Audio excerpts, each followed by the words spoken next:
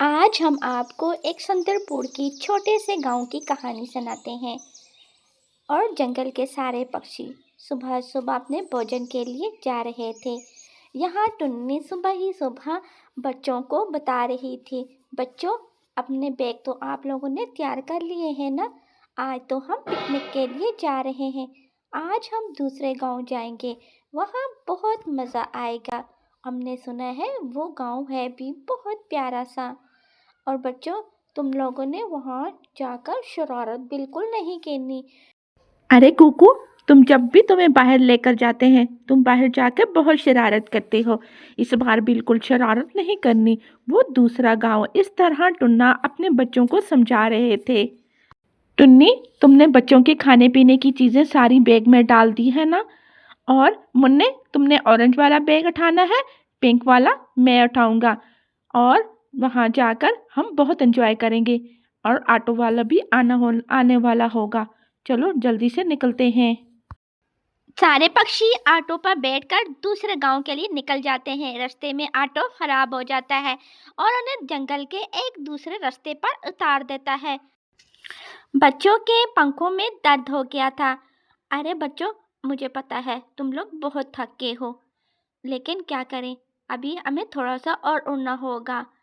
اگر ہم تھوڑا سا اور اڑ کے جائیں گے ہم اپنی جگہ پر پہنچ جائیں گے، اور وہ جگہ بہت پیاری ہے۔ تم لوگوں کو وہاں پہنچ کر اپنی ساری تھکاوٹ دور ہو جائے گی۔ بابا، مجھے تو بہت پیاس لگی ہے، میں اب اور نہیں اڑ سکتی ہوں۔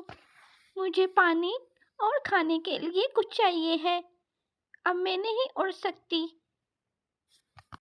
میری پیاری سی گڑیا، اب ہم آپ کے لیے یہاں پانی کہاں سے لائیں گے؟ یہ تو بہت ہی دور آ چکے ہیں، مجھے یہاں قریب میں کہیں پانی نظر نہیں آتا۔ وہ اس جنگل میں پہلی بار آئے تھے، بچے انہیں اب پانی بہت کی تھکے تلاش ہیں، میں ان کافی کے لیے دیر سب سے لگتی پہلے ہے۔ ہمیں پانی پھر انہیں ڈھونڈنا دور پڑے گا۔ ایک جھیل نظر آتی ہے۔ سارے پکشی وہاں اتر کر پانی پیتے ہیں اور تھوڑا سا آرام کرتے ہیں۔ پھر ٹنی اپنے پتی ٹنے سے کہتی ہے، کوکو کے بابا، اب ہمیں اپنے جگہ پر جانا چاہیے۔ بیگ تو ہم وہیں پر رکھ کر آئے ہیں، کیا پتا کوئی ہمارے بیگ ہی اٹھا کر نہ لا جائے۔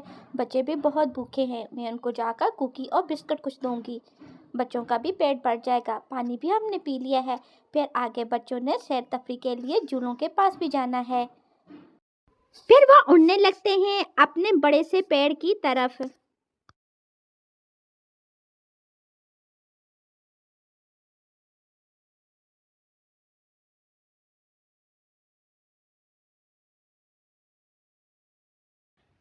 ان کے پہنچنے سے پہلے ہی دش کوے وہاں پہنچ جاتے ہیں۔ بیگوں کو دیکھ کر وہ بہت خوش ہوتے ہیں۔ ارے کالو، آج تو ہمیں اچھا مال مل گیا ہے۔ یہ بیگ تو اس گاؤں کے نہیں لگتے، مجھے لگتا ہے دوسرے گاؤں سے ہی کوئی پکشی آئے ہیں جنگل میں گھومنے کے لیے۔ انہوں نے ہی یہاں بیگ رکھ کر خود گھومنے کے لیے نکل گئے ہیں۔ موقع کا فائدہ اٹھاتے ہیں۔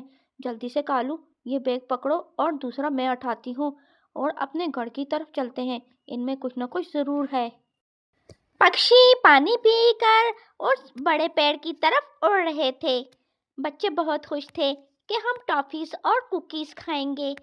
جب وہ بڑے پیڑ کے پاس پہنچتے ہیں اور وہ بہت حیران ہوتے ہیں، وہاں ان کے بیگ ہی نہیں ہوتے ہیں۔ ارے بچے بھی تو بہت بھوکے تھے، کوکیز اور ٹافیز کھا کر ان کا پیٹ بھر جاتا، پانی تو ان نے پی چکے تھے۔ اتنے میں گڑیا کہتی ہے، ماں ماں۔ گڑیا اس کا سر چکرا کر گڑیا گر جاتی ہے۔ ارے گڑیا، کیا ہوا ہے میری بیٹی، میری گڑیا؟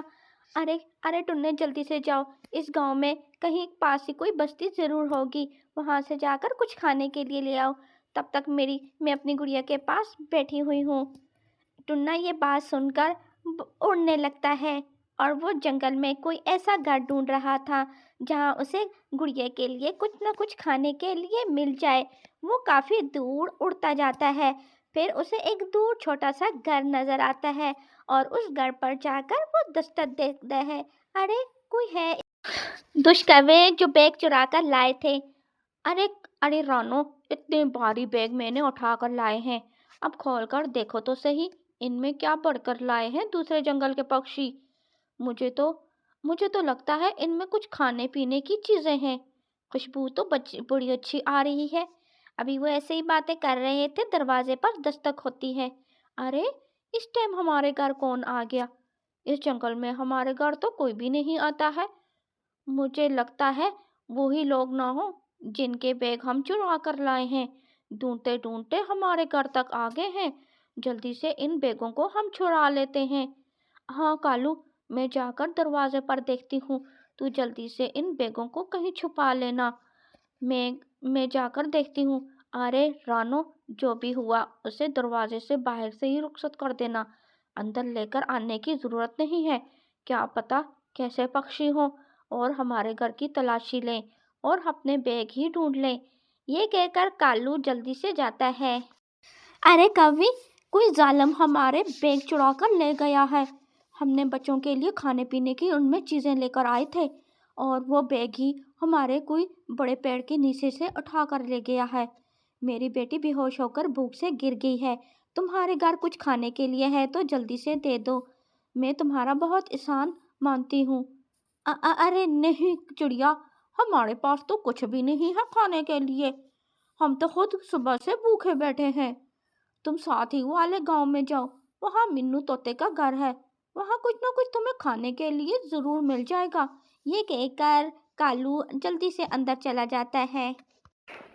ٹنا ٹنی اپنے بچوں کو لے کر انسانوں کی بستی کی طرف نکل پڑتے ہیں۔